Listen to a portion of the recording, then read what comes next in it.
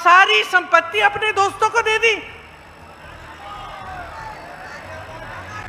हाँ, अडानी और अंबानी को देश के खदान, देश के हवाई अड्डे, देश के बड़े बड़े उद्योग, आप नाम लीजिए, या तो अडानी का है या अंबानी का है। करो, एक काम करो, ले लो, 10,000 रुपए दे रहे हैं, ले लो, ले लो, लेकिन वोट तुम अपने देश के लिए डालो। पिछले 3 सालों में आप बता सकते हैं कि बिहार में कितने पुल ढह गए?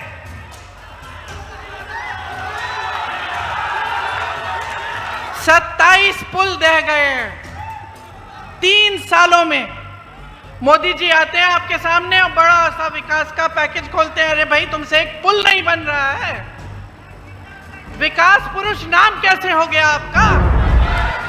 आप जो 20 साल से संघर्ष कर रहे हैं, उस संघर्ष को खत्म करने का समय आ गया है, बदलाव का समय आ गया है। ये जो निकम्मी सरकार है इनकी, भाजपा की, इसको, नीतीश जी की, इसको निकालो, हटाओ इसको। अरे 11 साल बीत गए, एक कप चाय पी भी नहीं और पिलाने भी नहीं दी किसी को। एक ही मकसद है, हमें किसी ना किसी तरह सत्ता में रहना है, बस, और कोई मकसद है ही नहीं। अब जब सब चलना बंद हो गया, क्योंकि काम तो कुछ किया नहीं, बड़े बड़े भाषण दिए, मोदी जी आए, पप्पू जी ने कहा मोतिहारी का चीनी का मिल खुलेगा, मैं चाय पीऊंगा। अरे 11 साल बीत गए, एक कप चाय पी भी नहीं और पिलाने भी नहीं दी किसी को। है कि नहीं? तो अब वो सब नहीं चल रहा है, खोखले भाषण नहीं चल रहे हैं, धर्म की बातें नहीं चल रही हैं, लोगों में फूट फैलाना नहीं चल रहा है। अब क्या करें? वोट चोरी करते हैं, और उसके लिए इतना बड़ा इंतजाम बना रखा है। राहुल भैया जब भी मंच पे चढ़ते हैं वो बताते हैं कि कितना बड़ा इंतजाम किया, SIR, वोट चोरी, सब कुछ, ताकि ये सत्ता में रहे। एक ही मकसद है, हमें किसी ना किसी तरह सत्ता में रहना है, बस, और कोई मकसद है ही नहीं। और शिकायत आपसे ये है कि जब ये पूरा सिलसिला चल रहा था और आप धर्म के आधार पर, इस आधार पर, उस आधार पर अपना वोट दे रहे थे, तो आपने आदत बिगाड़ दी, नेता की आदत एकदम बिगाड़ दी। समझ रहे हैं आप? अब आज मैं नेता हूं, अगर मुझे मालूम होता कि भाई मुझे काम करने की जरूरत नहीं है, मुझे कोई उद्योग नहीं लगाना, मुझे कोई नौकरी नहीं दिलवानी, कोई रोजगार नहीं दिलवाना, कुछ करने की जरूरत नहीं है, मैं चुनाव के समय धर्म का नाम लूंगी, मुझे वोट मिल जाएंगे, तो क्या मैं काम करती? अरे बच्चा नहीं करता है, घर में बच्चा होता है, उसको कहते हो बेटा ये कर लो। अगर उसको पता चल गया कि बगैर कुछ किए कुछ इनाम मिलने वाला है तो नहीं करेगा। अगर आप अपने बच्चों को, बेटों को घर पे बिठाओगे, खाना खिलाओगे, उनकी देखभाल करोगे, और उनको कभी बड़े हो गए उनको रोजगार नहीं करना, तो नहीं करेगा, बैठा रहेगा घर पे। उसके मन में ये बात थोड़ी आएगी कि मुझे भी अपने माता पिता के लिए कुछ करना है। उसकी तो ऐशो आराम। और यही आपने नेताओं के साथ कर दिया, भाजपा के नेताओं के साथ।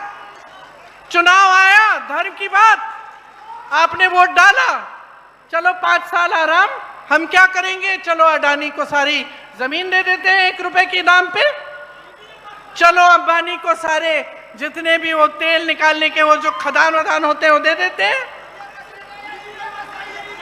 देखिए, इस देश के आप आंखें मूंद के बैठ गए, आपने धर्म के आधार पर अपना वोट दे दिया, और इन्होंने क्या किया, इस देश को बेच डाला, इस देश को अपने बड़े बड़े दोस्तों को दे दिया।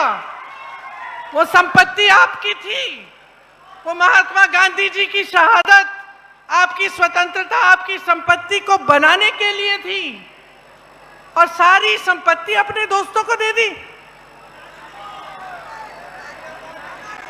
हाँ, अडानी और अंबानी को, देश के खदान, देश के हवाई अड्डे, देश के बड़े बड़े उद्योग, आप नाम लीजिए, या तो अडानी का है या अंबानी का है। किसके दोस्त हैं? किसके दोस्त हैं? मोदी जी के दोस्त है ना? अच्छा, मोदी जी का एक और दोस्त है, कौन है? जिसने आपके मखानों पे टैक्स लगाई है, वो मोदी जी के दूसरे दोस्त ट्रंप जी हैं, अमेरिका के राष्ट्रपति।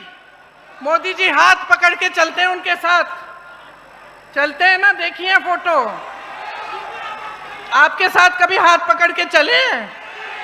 कभी इस देश के किसान के साथ हाथ पकड़ के चले? कभी यहां आके देखा है कि किसानों की क्या हालत है? खाद नहीं मिल रही है, कोई समर्थन नहीं है, जहां देखो जीएसटी जीएसटी, हर चीज में ट्रैक्टर, पेट्रोल, ये वो। अब चुनाव आ रहा है, कम कर दिया। आज यहां का किसान, मैं कह सकती हूं, उसी परिस्थिति में है जिस परिस्थिति में महात्मा गांधी यहां पे आंदोलन करने आए थे।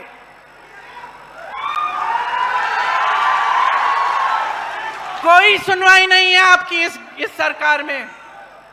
और अब देखना बहनों, देखना, अब चुनाव के लिए 1 महीना तकरीबन बचा है ना, थोड़ा कम, उससे 1-2 हफ्ते बचे हैं। अब देखना कैसे ऐलान होंगे। एक तो हो गया, कहते सब महिलाओं को 10,000 रुपए देंगे। क्या हर महीने देंगे? आज क्यों जागे हैं?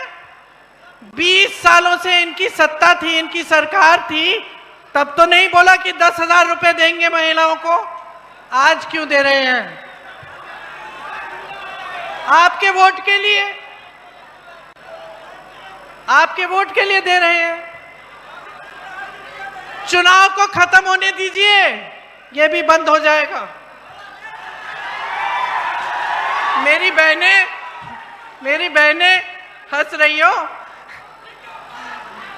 सुनो, हम महिलाओं से समझदार कोई नहीं होता, मैं बता देती हूं।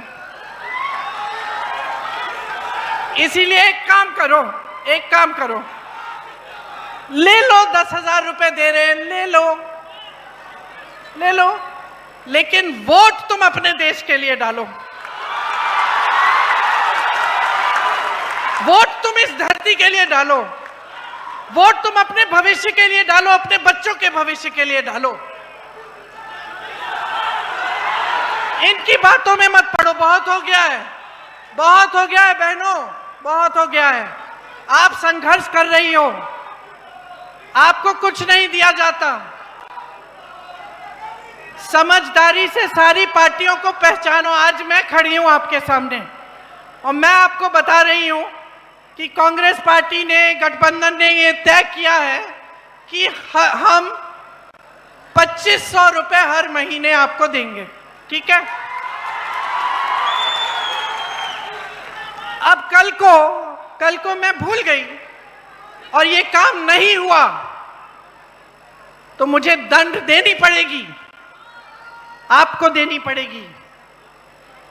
तो ये समझो, इन्होंने कितने वादे किए, कितने खोखले वादे किए। यहाँ की चीनी मिल से लेके, किसानों से लेके, महिलाओं से लेके, कितने झूठे वादे किए हैं।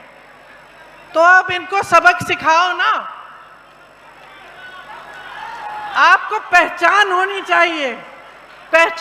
चाहिए कि किसकी नीयत क्या है। देखिए, मेरा भाई है इसलिए नहीं कह रही हूं मैं, लेकिन राहुल गांधी एक असली देशभक्त है, एक असली देशभक्त ही इस देश को एक करने के लिए, जोड़ने के लिए 4000 किलोमीटर चल सकता है। एक असली देशभक्त ही आपके पास आकर आपकी समस्याओं को समझना चाहता है। चाहे वो किसी बढ़ाई के दुकान में हो, चाहे किसी मोची के पास हो, चाहे किसानों के साथ खेती में हो, क्यों जाता है? समझने के लिए कि मैं कैसे मदद कर सकता हूं, सरकार कौन सी स्कीम ला सकती है जब हमारी सरकार होगी जिससे आपका उत्थान हो सके, उसको असली देशभक्त कहते हैं। जो इस देश के लिए मरने के लिए तैयार हो, असली देशभक्त। असली देशभक्त, सुनिए, असली देशभक्त चोरी से सत्ता में नहीं आते। असली देशभक्त आपको झूठे वादे नहीं बोलते। असली देशभक्त सिर्फ वोटों के लिए जनता से संपर्क नहीं रखते, लगातार जनता से संपर्क रखते हैं।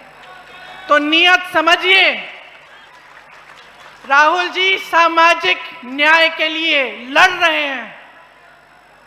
हैं। जो अति पिछड़ा वर्ग है उसके लिए लड़ रहे हैं, पिछड़े वर्ग के लिए लड़ रहे हैं, दलितों के लिए लड़ रहे हैं, महिलाओं के लिए लड़ रहे हैं। क्यों लड़ रहे हैं? क्योंकि वो समझते हैं कि जितने भी बलिदान दिए गए, चाहे महात्मा गांधी जी का हो, चाहे हमारे परिवार के पूर्वजों के हो, चाहे आपके पूर्वजों के हो, वो सब इसीलिए ही दिए गए थे, इस न्याय के लिए कि सबको न्याय मिलना चाहिए। इसीलिए जो कांग्रेस पार्टी आपके लिए इस चुनाव में काम करना चाहती है, चुनाव के बाद अगर सरकार में आती है, उनको समझना बहुत जरूरी है। बड़ी बड़ी बातें करना आसान है भाई और बहनों, लेकिन असली काम करना आसान नहीं है। और कांग्रेस पार्टी ने आपको ये काम करके दिखाया है। आपको मालूम है कितने बांध, कितने पुल बने थे यहाँ कांग्रेस के जमाने में, और पिछले 3 सालों में आप बता सकते हैं कि बिहार में कितने पुल ढह गए?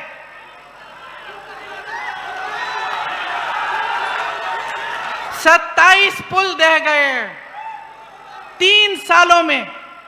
मोदी जी आते हैं आपके सामने और बड़ा सा विकास का पैकेज खोलते हैं। अरे भाई, तुमसे एक पुल नहीं बन रहा है। विकास पुरुष नाम कैसे हो गया आपका?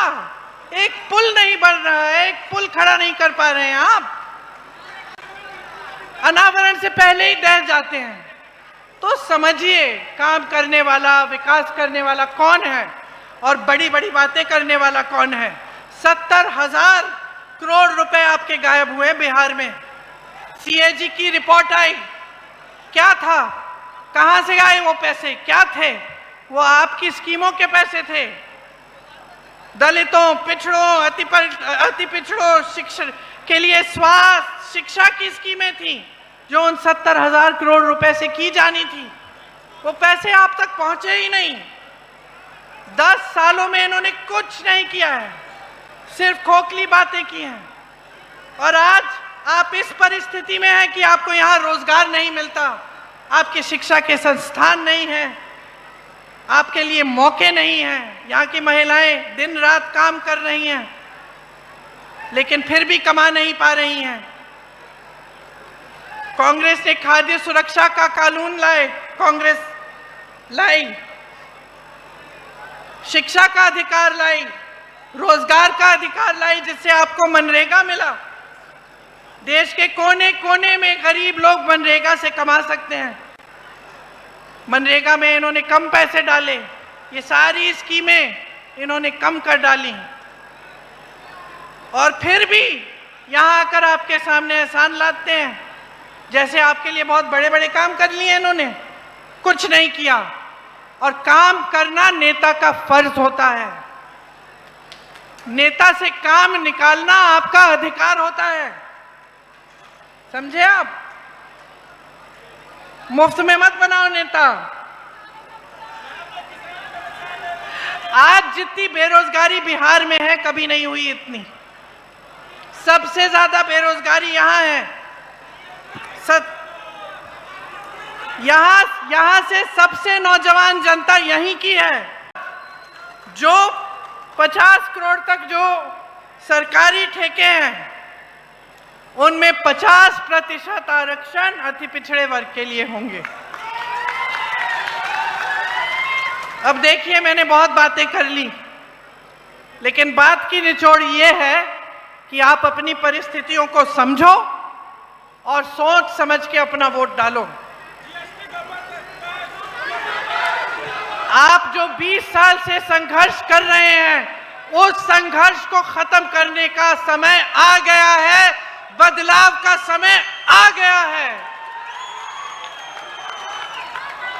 ये जो निकम्मी सरकार है इनकी भाजपा की, इसको नीतीश जी की, इसको निकालो, हटाओ इसको, और एक नई सरकार लाओ जो आपके लिए दिन रात काम करे, जो आपका भविष्य बनाए, और आप गर्व से कह पाओ कि मैं बिहारी हूं, मुझे बिहार में नौकरी मिलती है, मुझे बिहार में रोजगार मिलता है, और मेरे बच्चे बिहार में ही शिक्षित होंगे। तो अब मेरी बातें आपने सुन तो ली हैं, क्या करोगे?